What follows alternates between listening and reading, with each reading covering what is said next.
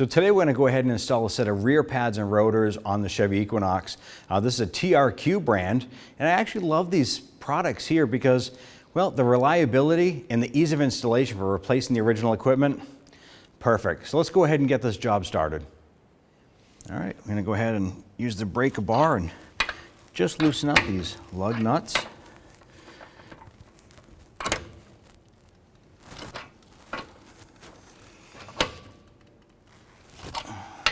Now that we have the vehicle lifted and supported properly, you just use your socket to go ahead and zip these nuts off here. All right, now we have the lug nuts removed. Let's go ahead and remove the wheel.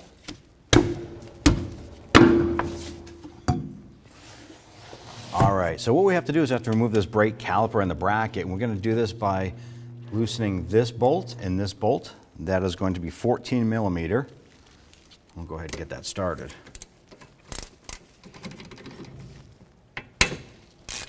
Just using a wrench or a ratchet, you can go ahead and get those loose.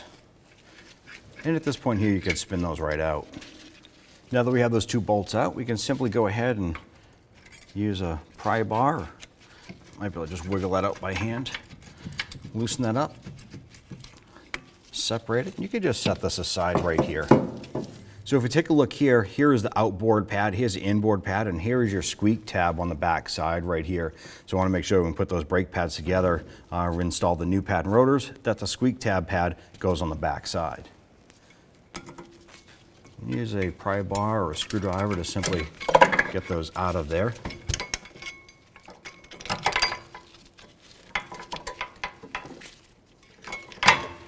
To get this caliper bracket off, we're going to remove this bolt here and this bolt down below. These are 15 millimeter.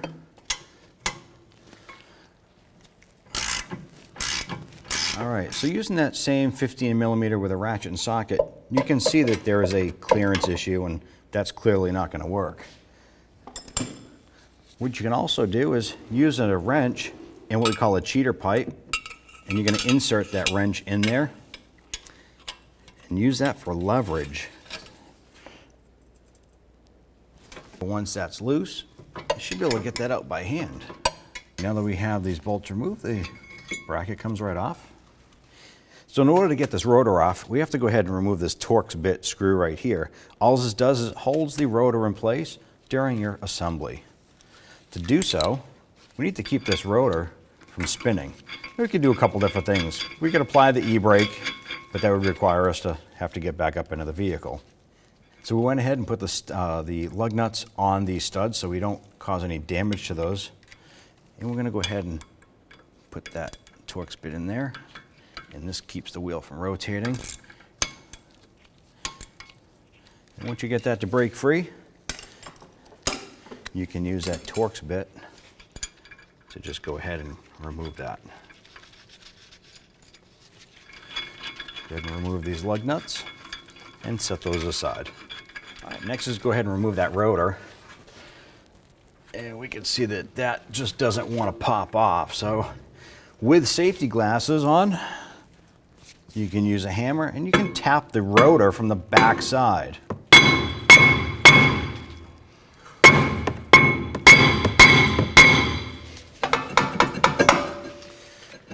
Shake that off. We want to go ahead and put this piston back inside the cylinder here. In order to do so, we're going to do this here. We're going to pop off this rubber cap. And this here is your bleeder screw. What we're going to do is we're going to crack this just a little bit or loosen it.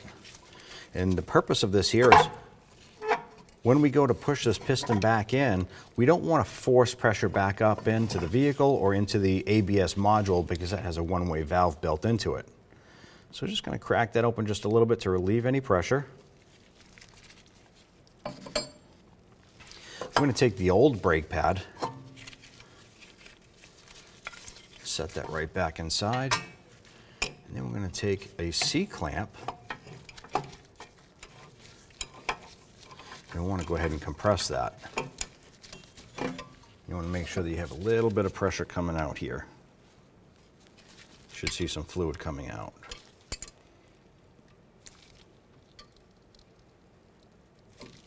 Same time, you can be watching that piston go inside. And once that piston is collapsed, go ahead and snug up that bleeder. Loosen the C-clamp, remove the C-clamp, and the old pad. Now once you remove that rotor, this does expose your emergency brake shoes and hardware kit. If you decide that this is the time that you want to do the job, this is it. You can simply go ahead and clean this using a little bit of parts brake cleaner.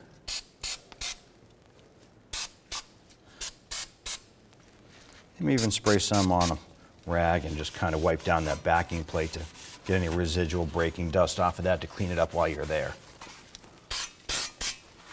So here we have our brake caliper bracket, and we have our pad hardware right here and on the top side. And here we have our slider pins with our rubber boots. We're going to start by removing these slider pins and boots by simply pulling those out. Okay. Identifying placement. As I just pull this out, we have a gold pin here. We have a silver pin here. So make sure you get those back in the correct location of where those are supposed to be. Good way for us to identify that is we have a decal right here from the factory. That is where the silver pin goes, and there's no decal where the gold one goes. Just place those aside. We're going to go ahead and use some brake parts cleaner. Soak that down and use a wire brush or bristle brush to clean this. This is going to prevent those brake pads from sticking and binding. So you can see that that cleaned up really nice. We're going to go ahead and give that its final cleaning. So next we have our slide pins here. You want to do a visual inspection on these here.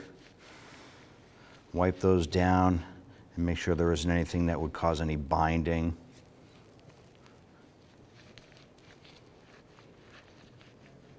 Now's a good time to do visual inspections on the boots. Make sure there's no damage to those boots, because those are there to keep water and moisture out on that pin.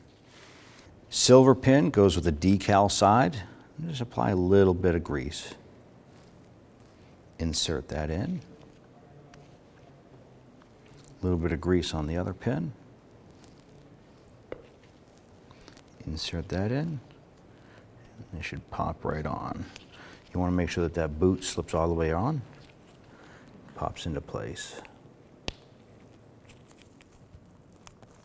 like so. All right, so the first thing we want to take a look at is our brake rotors. Here is the original one here on your left and the new TRQ rotor on your right-hand side. And if you notice, there is a spot here for the sight plug. We do want to swap that over there. Everything visually looks the same. We do have a fresh cross-hatching here from TRQ, great product. And then we're going to take a look at the brake pads themselves. We have the original equipment here on your left and the new on your right. And you can notice the squeak tab in the same exact spot, all the notches. Everything matches up identical. So this should be a very simple installation. All right, so we have the old rotor flipped over and we want to remove that sight plug and we want to install it on the new rotor here. I'm simply going to use a small screwdriver or tool to push that through. Just pop that out. And we're just going to transfer it over to the new rotor. It should pop right in. Just confirm it. You can actually see that the flared side is actually through on the other side. Perfect. All right, so these do come coated in a protective oil from TRQ, which is great because when you get them, there's no rust on these here. What we're going to want to do, the next step, is we want to clean the surface. Why are we looking at the inside? Well, because that's where your emergency brake shoes ride up against. So what we're going to do is simply set the rotor on this way here. Just use a little bit of brake clean material here, or chemical, and just kind of wipe this down. And once that's cleared out, we can go ahead and flip this rotor over. Be sure to line up your screw hole, your recessed screw hole, with the hub face here, so we can go ahead and put that screw back in. Go ahead and do so like that. We're now going to go ahead and use the screw and anchor that onto the hub face and tighten that down with your Torx bit.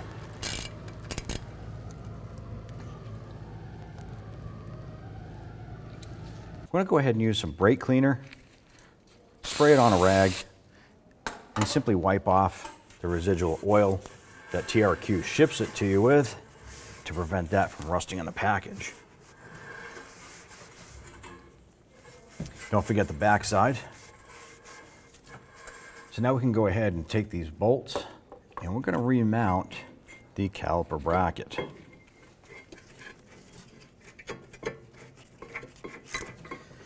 Using that 15mm socket and your ratchet, you can go ahead and snug up that upper bolt. So I'm going to go ahead and tighten up this lower bolt using the 15mm wrench. We can't get the torque wrench in here. We're just going to tighten that up pretty snug. And then we're going to go ahead and tighten the upper bolt here. So this is going to get torqued to 92 foot-pounds. And that seems like we got it right there. All right, we're going to take a little bit of grease here and just apply a little bit to the sliders where the pads are going to slide on or ride on.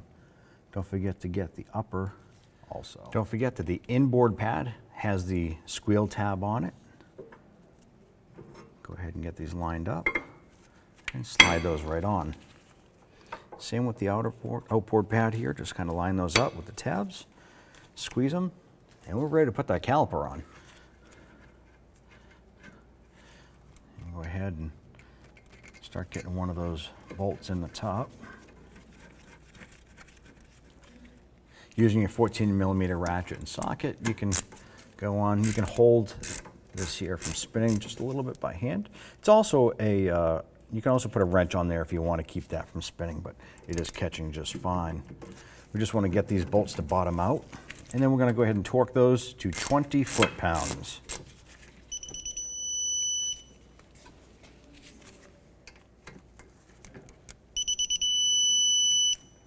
Okay, now that we have everything set up and snugged up on there, we're going to go ahead and open up the bleeder screw and just let some of that brake fluid come out and make sure we can get any air bubbles out of that line. Just going to let it bleed out a little bit, and we're going to go ahead and snug that up. Remember, just snug. You don't want to over tighten that. Dry that off, and don't forget to put your cap back on. Okay, with the brakes completed, we're going to go ahead and reinstall the wheel.